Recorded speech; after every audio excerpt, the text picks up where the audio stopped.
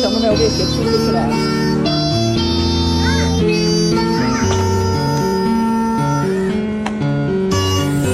就我下班了嘛，然后回家的地铁上面就一上去，我就看见位置有空的，然后他们没坐，人挺多的嘛，我就挤进去，看见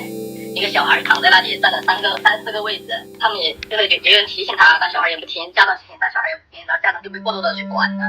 家长说了几句，然后小孩没听，家长也就不管了。然后有人提醒他，他也就孩子也不听，家长也不听嘛。然后有人坐在他头确定那个跟旁边行人嘛，就找其他人，然后就把东西全部捡走了。然后我想着去，我是要下站的时候再去踩他的，就很烦嘛，就本来上了一天班，就烦看见这种孩子，我还没座位坐，然后我就提前到站下车了，然后就给孩子踢飞，鞋就踢飞了，追不到我，骑着鞋就跑了，车开走了，家长伸出来不管，我忍了好几站。